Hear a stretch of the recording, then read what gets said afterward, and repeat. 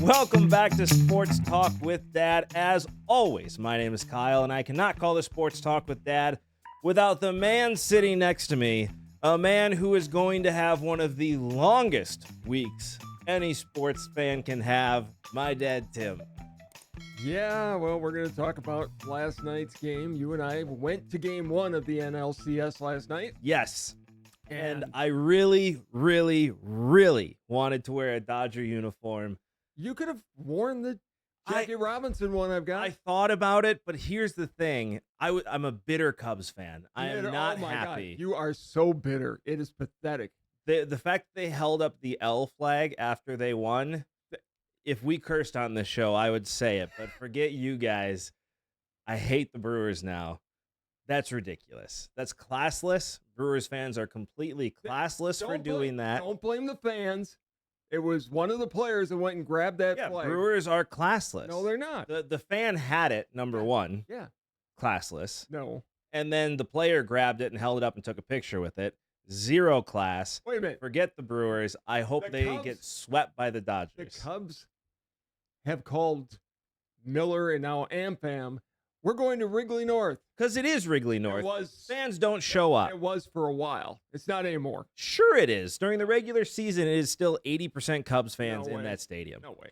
That's not, it's just what it is. No. It's Wrigley North. That's on you as Brewers fans. By the way, he never gets to claim to be a Cubs fan. This whole, I'm both. He chose the Brewers. I chose the Brewers. It is game 5. I kicked him out of the house. Hey. I said, no, you're not allowed to be here if you're going to be cheering for the Brewers. I'm consistent. I dislike Counsell when he was a Milwaukee manager, and I still dislike him when he's a Cub manager. I'm never going to root for a team he's managing. Too, because he cost us that game. Again. So I'm consistent. But the Brewers are classless. They have zero class. I hope they get swept by the Dodgers. But I decided I'm not going to a game and get into a fight with a bunch of Brewers fans for a team I don't care about. Tell them why. Why weren't you going to go and make a scene? Remember when we went to a certain hockey game? Yeah, because I've been in a situation. We went to the first outdoor hockey game, which was at Lambeau Field. It was Wisconsin Badgers versus Ohio State. I was, 15? 14? Were you that old? I don't, maybe 14. I don't. Yeah. I was a young kid, and I'm wearing my Ohio State gear, cheering for the Buckeyes. And a guy from behind us poured beer on me because I was complaining because the Badger player crossed the blue in the goalie line, which you couldn't do at that time. Shouldn't have been a goal. Hey, look, I got pissed at the guy, and he was kicked out. But I'm just like, yeah. Badger fans, zero class. Hold on. Brewers fans, zero class. The funniest thing I saw, and then we'll move on. There's a girl online. I've seen her on Instagram, TikTok, whatever. And she's a huge Cubs fan. She was at the game when the Brewers won, and to move on. And she goes, now I have to decide. Do I want the Dodgers, who I hate, or Milwaukee, who I really hate? Let's do a pros list. I can't do a con because it'd take all day. Pros list for Milwaukee, whatever she said. It was Euchre. It was Euchre, Bob Euchre. And then Dodgers, they're not Milwaukee, so I'm rooting for LA. And LA won. It was a good game. Oh, it was a real good game. Let's talk about it. I mean, the place was packed and it was rocking. Yep. As you would expect. Blake Snell, 8 innings of 1 hit. He was lights out, man. He was insane. They could not see him. They weren't touching him. Freddie Freeman goes deep. They refused to pitch to Shohei Ohtani, which bothered me because that's why I really wanted to be there. Because I wanted to see Shohei do something special. He came up in situations where they had to walk him. Yes, but they did. Freddie Freeman, professional hitter, first ballot Hall of Famer. Yep. He made them pay. Yeah. Then the craziest double play in the history of baseball, possibly. Long fly ball to center field. I'm still confused what happened. Terang goes up to try to catch it. And by the way, Frelick. Yes, thank you. We were there. They didn't show the replay. They did not. We had no idea. All we saw was it looked like Frelick caught the ball. It looked like he caught it off the wall. It hit it up in the air. But it also looked like it hit the top. And so I'm like, that's a grand slam. But it wasn't. But it ended up hitting the front. Well, It wasn't a grand It slam. hit in his glove, then it hit the wall, and then he grabbed it. So it's not The an front out. of the wall. And make this very clear, if that would have hit the top of the wall, It was a grand slam. it's a grand slam. But instead, he fires it in to the infield. Whoever, Ortiz throws it into Contreras, who makes a huge stretch. Yeah. Get the guy out at home with a force. And he thought he was tagging because it looked like he Right. caught the ball. And then he runs over to third base to tag the guy that was there because he also didn't tag up. So they got the double play. 8-4-2 double play It's got to be the only one in the history of the league. in the playoffs. Certainly in the playoffs. It's the first one in the playoffs. Apparently, it's happened before. It was insane. And I'm assuming they were covered. The 4 was covering second, and the catcher was covering third. whatever. I don't know. Bottom of the ninth, Brewers had their chances. Uribe gave up, got the bases loaded, gave up a walk. Yep. There's your 2 runs. Brewers came up in the bottom of the ninth. Bases loaded, 1 run in. You had Contreras at the plate, which is the guy you wanted, and he walked. And then you've got Terang coming up to It the was plate. too big of a moment for him. It was just too big. The one thing that's bugged me about this is a lot of fans in Milwaukee were going, Terang should have leaned into the pitch. Number one. Well, you have to explain what that means. So basically, a pitch was thrown inside that would have hit him to bring in the tying run. Jumped out of the way. Jumped out of the way because you're human. And it's a 95-mile-an-hour fastball. And reaction comes into play. And you're not There are 2 people in the history of baseball that intentionally leaned into the ball, and that's Barry Bonds and Dusty Baker. And Dusty Baker, I think, still holds the record. But, I mean, Terang, if he would have stood there or leaned in, he would have taken it off the knee. Yeah. And he made 94-mile-hour pitch off of a non-padded knee. Right. He You made don't that play. do that. No. What No. he did do is he swung at a pitch that was here. Yeah. And struck out to end the game. Dodgers win. You guys are getting swept. Shut up. You're getting swept. And tonight in game 2, I see you're wearing Dodger blue, by the way. I'm wearing Brewer blue. That is Dodger It's blue. Brewer blue. Yamamoto pitches for the Dodgers. Yep. Against Freddie Peralta. Good luck. Peralta's got to have a huge game. He's got to go deep. You guys got to learn how to hit. I mean, once Snell came out, though, Yeah, they did fine. your bat started to come to life. But Yelich is not seeing the ball. He's not seeing the ball. He walked, which is the only reason he got on base. Nobody was seeing the ball last night. It was BB's for him. The moment's big. These guys haven't been here before.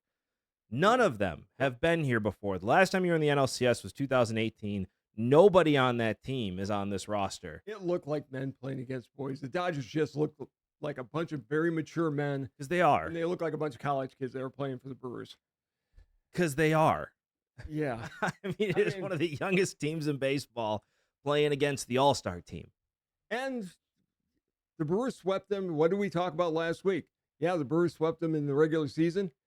Means nothing in the playoffs. And this is not like, I did hear some people on local media talking about how this is like facing the California Angels in 82. One, quit comparing this team to the 82 team.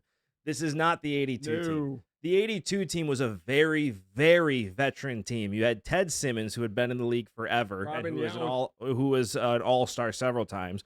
Robin Yount, who had been to several all-star games and had been in the league since 77. 74. 74. Okay, sorry. Molitor since 77. I screwed them up. Gantner, who had been there for a long time at that point. Cecil Cooper, who was a wily veteran at that point. Came over from Boston in a trade. I mean, you had a team that was built to win versus a stacked California Angels team. Sure. Stacked. Fred Lynn. Reggie Jackson.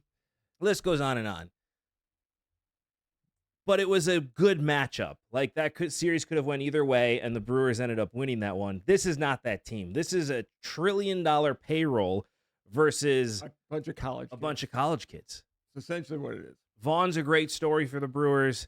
Yelich having a comeback season is a great story for the Brewers. Here's the big issue you have in the Dodgers starting pitchers. Deep. You actually have starters that can go 8. The problem is you have a Brewers team that plays this reliever game, and you've burnt out your relievers. Uribe was clearly tired. Don't forget, well, number one, Uribe had never been in that situation again. But number two, Woodrich has been out injured. So there's your other starter that you usually rely on to go with Peralta. So yeah, they're having to. I mean, they've twice now pitched late inning reliever in the first inning just to get him through that first inning. Right. And it's another team of the Dodgers who were just there last year. Yeah. I mean, and you have Freddie Freeman, who's been there several times. Shohei was there last year. Blake Snell has been on several playoff teams. I mean, it is a stacked roster of all-stars. Look, Brewers are done. The fact that they stayed in and had a chance is impressive. Yes. And the Brewers could pull this off. If they do, I'm going to be happy. I'm also going to be very surprised. Well, I can tell you right now. They have to win tonight. With the Seattle Mariners up 2-0 on the Toronto Blue Jays, and their choice from the American League being the Seattle Mariners and the Toronto Blue Jays, Major League Baseball is praying that the Dodgers sweep the Brewers. Unless Seattle can find a way to win, and then Milwaukee, you've got that little bit of a story with Milwaukee originally coming from Seattle. Seattle, I mean, Toronto's got a long way back. They do. I mean, they just lost 2 at home and are now going on the road, which brings me to something else. One other rant. Yes. Major League Baseball. Yes. They all fly in private jets. You are going exactly where I was about to go. Why are they still doing a 2-3-2 instead of a 2-2-1-1-1? That's what it should be. For those of you that don't know, which I don't know why you'd watch the show if you didn't, but in the playoffs, 2-3-2 means there's 2 at home for the higher seed, 3 on the road, and then 2 back at home, which gives full advantage. Dodgers have a huge advantage right now to the lower seed because you just have to win 1, and then you have 3 games in a row at home. Where 2-2-1-1-1 is 2 games at home, 2 games on the road, 1 on home, 1 on the road, 1 at home, which gives the advantage to the home team, to the higher seed. Well, this is a complete disadvantage to the Brewers. It's over, man. It's over. You had to win both of these at home, and you didn't. It's over. Dodgers win. Okay. Cubs have been avenged. It's what you get for having no class as a team. They have a lot of class. Stop being a bitter Cubs fan. No. And you have no consistency because you went up and down about how you couldn't stand Counsell, but you were all for him the other day when he was managing the Cubs. I learned something about myself. You're petty. I'm a Cubs fan. You're petty. And if the Cubs win, I'm happy. I can still not like our manager, and I don't because he didn't win for us. I also didn't like what Madden did when he burned out Chapman in the playoffs. He almost cost us the World Series, and by the grace of God, a rain delay happened, and we ended up winning because of Jason Hayward getting the team calmed down. It was by the grace of God and Jason Hayward. Yes. That the Cubs won. First and foremost, all glory to God on that one. And for giving Jason Hayward the idea to talk to the team. All right? But worth every penny of the $85 million we paid him for that. Because we got the World Series in 2016. Back to this. It's going to be the LA Dodgers, and it looks like the Seattle Mariners. I'm not going to say that yet, but I've got another thing that bugged me. It showed up on Sunday in the Colts game, but it showed up big time for me last night again because it shows up every time I go to American Family Field, the home of the Brewers.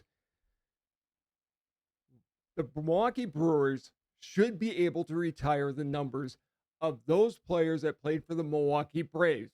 Warren Spahn never played in Atlanta for any great extent, neither did Eddie Matthews. Those numbers should be retired in Milwaukee. The Baltimore Colts numbers should be able to be retired in Indianapolis. Well, I think they're the only 2 teams that you have that. The Milwaukee Brewers, the Braves played in Milwaukee for quite a long time. They won a World Series in 1957. Got to 2 World Series. Got to 2 World Series, 1-1, both against the Yankees. Mm-hmm. In 1957, they won. Warren Spahn, the all-time leading left-hander. Well, wins in general. 363 wins. Yeah. All-time leader in wins as a pitcher. Well, you had Eddie Matthews, Hall of Fame third baseman. Hank Aaron was on that team. He's not. Cy Young has 511 wins. That does not count. Cy Young could bounce the ball. Stop it. But Henry Aaron should be retired in Milwaukee as a Milwaukee Brave. I want to make something clear, okay? The dead ball era was a different game, right? But when Cy Young played, the game was even more different than it was from 1900 to 1920. Fine, but Cy Young's wins aren't counted for a very specific reason. They are counted. They are counted. You win the Cy Young Award based on what he They're did. counted, but they obviously, when they talk about War- the winningest pitcher of all time, they say there's Cy Young, but then it is Warren Spahn. Yes, he just still doesn't get enough credit. But all those numbers, Eddie Matthews hit 512 home runs, I think. Yeah, one of the best third basemen of all time. Yeah, he's in the top 5. He should be retired in Milwaukee. Here's the reality of it is, in Atlanta, it's not the same appreciation that Milwaukee has, and Milwaukee's weird in that way. Those are Milwaukee Suns. Yes. They belong to Milwaukee, and Milwaukee should have the right to retire those numbers because they played for the teams. And there's really no other team except who you mentioned, which is Baltimore. Yes, they should be able to retire Johnny Unitas' number in Baltimore. With a Colt. Yes, absolutely. With the Colt logo, they should be able to have Johnny Unitas up there in the same way the Brewers should be able to retire Spahn, Matthews, Aaron as a Brave. He's retired as a Brewer because he came back.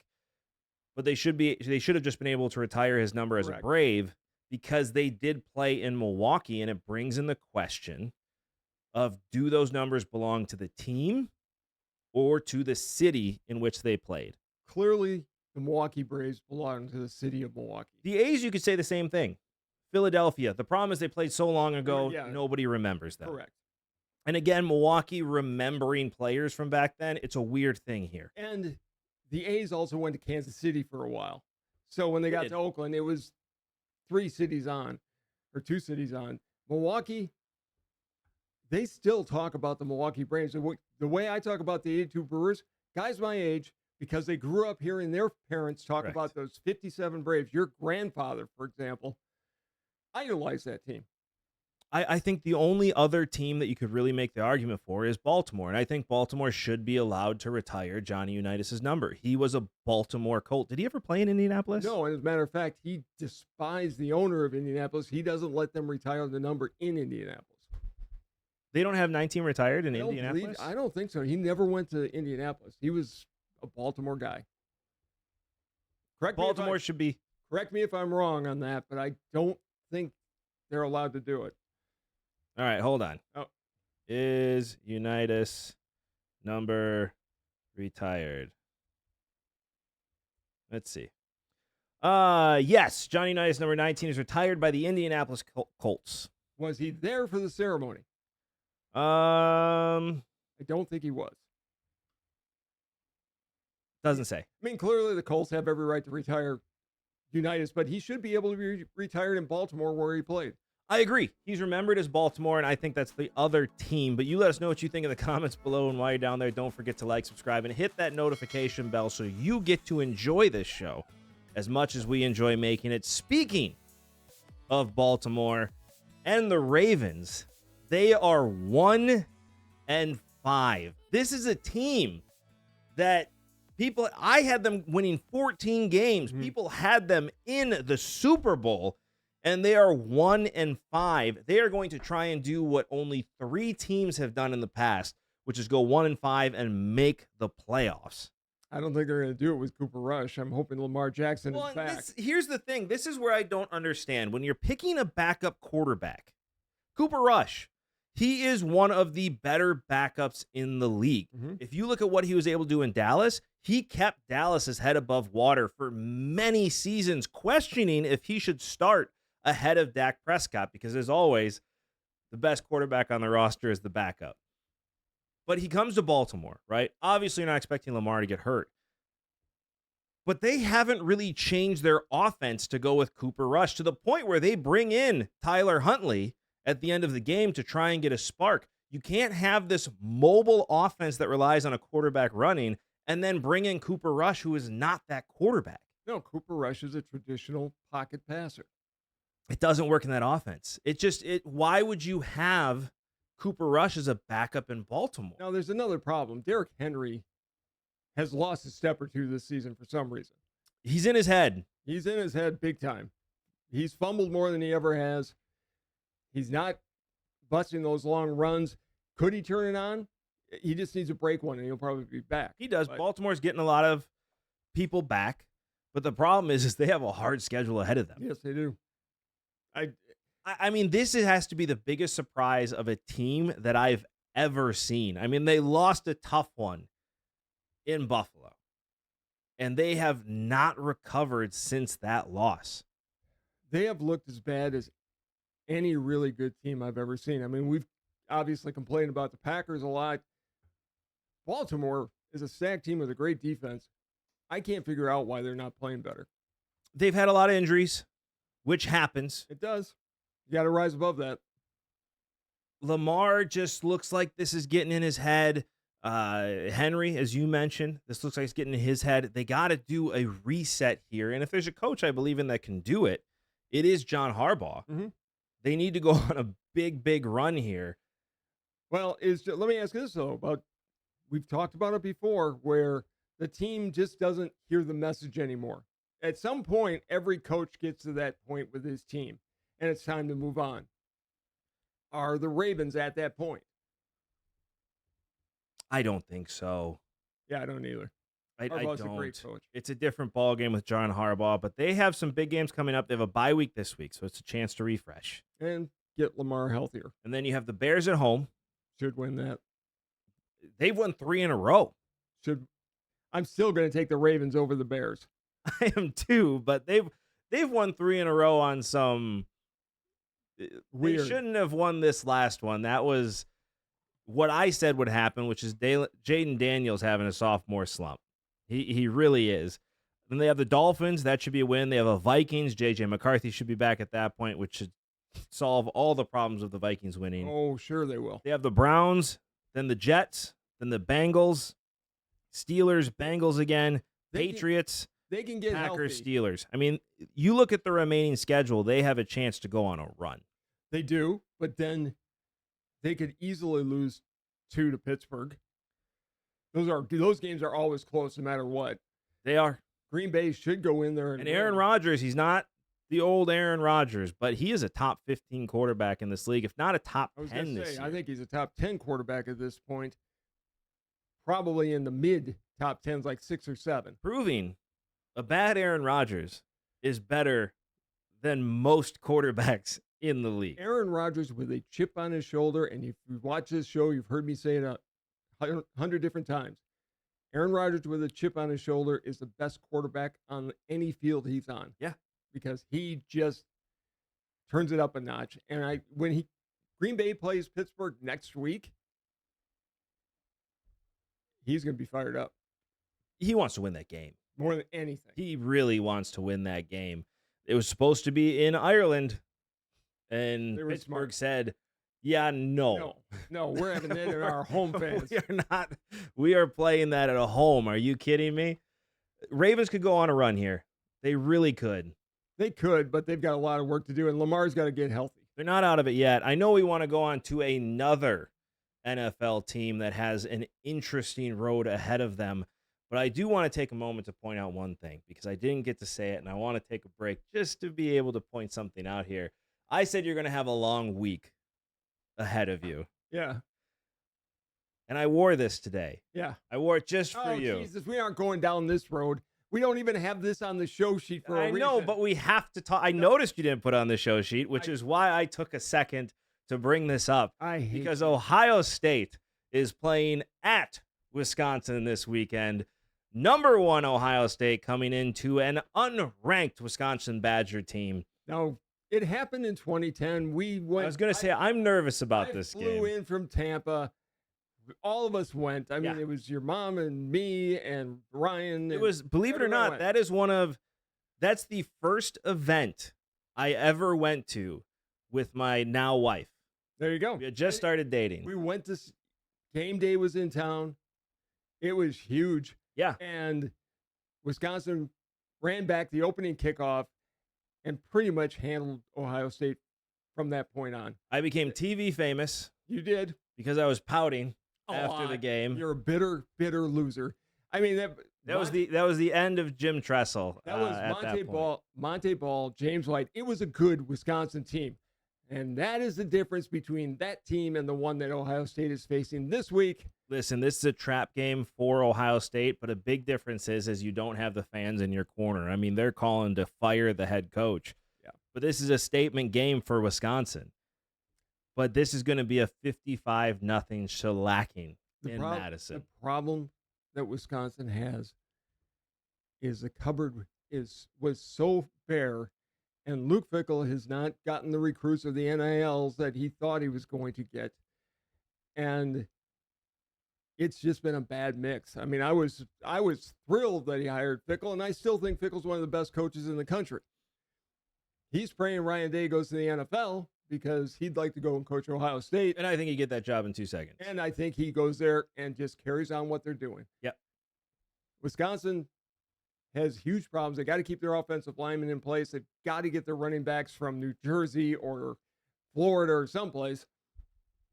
This is just a bad team. They don't have a quarterback again. No. And that's been the problem with Fickell every single it's year. Not only that they don't have a quarterback, they don't have an offensive line, which is different for the Badgers, and they don't have a running back, which is something we haven't seen from the Badgers in a very long time. Their running backs look very small. Yeah. I'm used to Ronnie Ball was small. Yes, but he was a power runner. Yeah. I mean, everybody's small compared to Ron Dane. True. They've had great running backs come through there. Melvin Gordon, Monty Ball, James White, all had impact in the NFL. Just know, he was cruel to me this weekend by cheering for the Brewers in my face as they were beating the Chicago Cubs. I will be doing the same on Saturday as Ohio State hopefully runs up the score. The difference is I have no expectations for my Badgers. I didn't, and then they came back. I just had to bring that up. I noticed you didn't put it on the show sheet. I had to bring up the fact that Ohio State is playing Wisconsin, and that Ohio State is going to destroy the Wisconsin Badgers. If they don't destroy, you're going to really not enjoy next week's show. We're not doing the show next week is what's going to happen. All right, we talked about the Bears who won 3 in a row. I think there's a certain amount of smoke and mirrors. They're a better team. I still don't have faith in them. I'm surprised at the Lions. They went in to play the Chiefs, and they got smoked. Yeah, I mean, the Lions have faced 2 teams with winning records. And they've gotten beat double digits by both of them. They have. That's the Packers and the Chiefs. They're still trying to adjust to new coordinators. No, they're not. They have adjusted at this point. Yeah, look, something's missing. You're 6 games in. You've adjusted. I don't think anything's missing. We see this from the Lions all the time, where they start to fall behind and things get ugly real quick. They shut down the running game, which they desperately needed, and they just did enough to stop the Lions from doing what they're doing. I think the Lions are going to be fine. They're still what are they, 4-2? Yeah, they're going to be in the playoffs, and they're going to be in the hunt for the NFC North. They just aren't the dominant team they were last year. For one game. 2 games. 2 games. We'll see 2 what games happens. out of 6. The Chiefs are starting their return. The Chiefs are starting to make their return, yes. And then there's the NFC West. And we're going to pick games in just a minute, and it's pertinent to this. 3 teams in the NFC West right now are 4-2. Yeah. And then there's the Cardinals. Yeah, exactly. The Rams, who are the Rams, and as long as Stafford stays healthy, they're going to be there. The 49ers, I don't know how they're doing it. They're doing it mainly with Mac Jones. At this point, Purdy will come back. He'll continue on. Why would you move Mac Jones out other than $63 or whatever $1 million? Because they haven't looked great with Mac Jones at quarterback. And then they're just winning.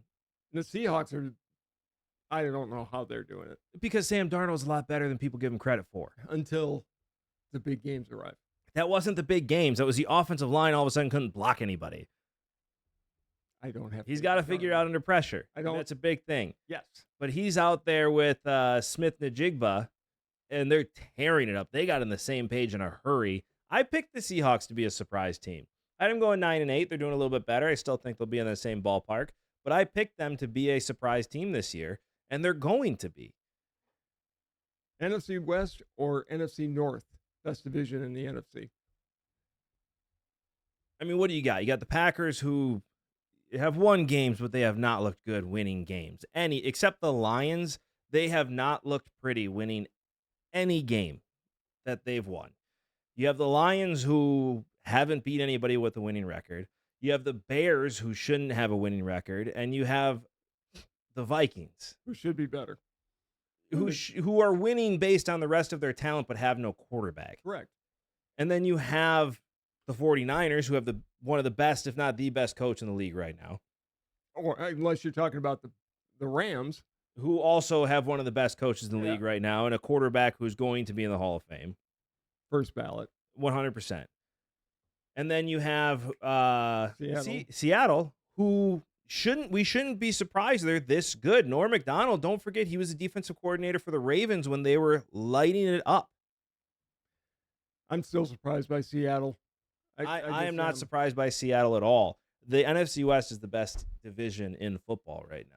Yes, the NFC North doesn't have a team with a losing record, but they should. I mean, they've won games that they shouldn't have. I think the Rams are better. I think the 49ers are better, and I think Seattle's better. I think Seattle's the best team in that division. No, the Rams are the best team in the division.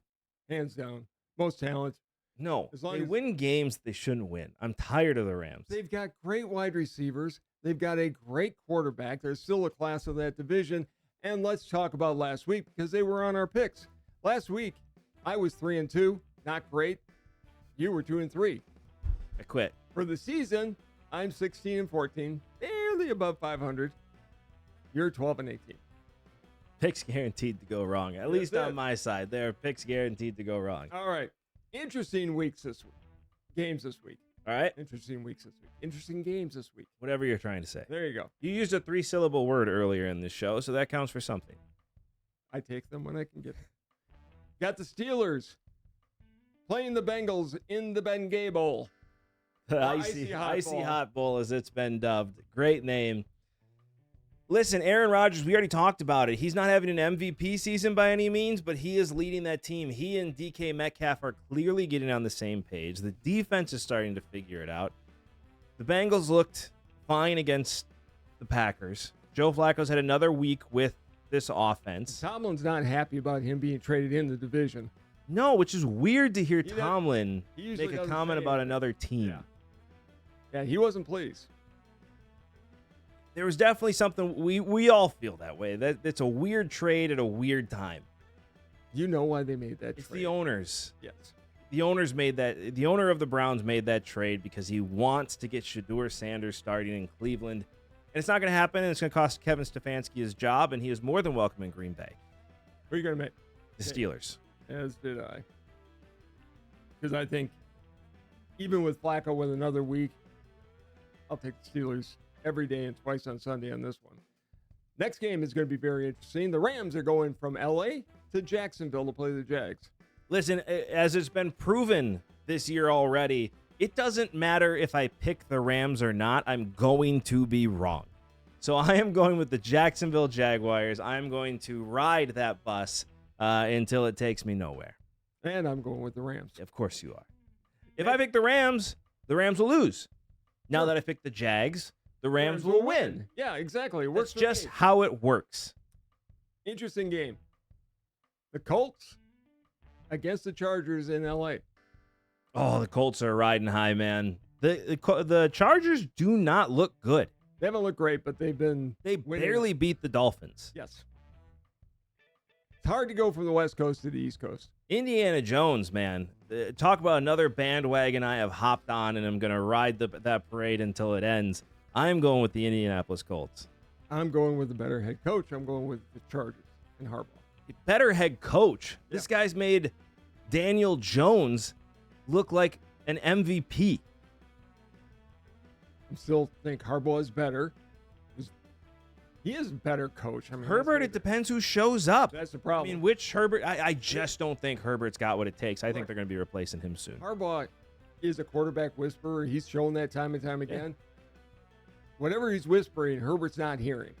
No. So, this game you picked, which I don't even know why. Falcons going to the 49ers. Yeah, because the Falcons last week beating the Buffalo Bills showed what I expected the Falcons to be all year long. And they're starting to click. They're going to find a way to win now and still are going to win the NFC South. I'm not out of this yet. You're not. Although the Tampa Bay Buccaneers, they are looking real good. Baker Mayfield is your MVP right now. I am going with the Atlanta Falcons. Of course you are. and I'm not stupid. I'm going with 49ers. You just talked about how the 49ers are not a good team. I know. All you've talked about all year is how the 49ers are not a good team. Yeah.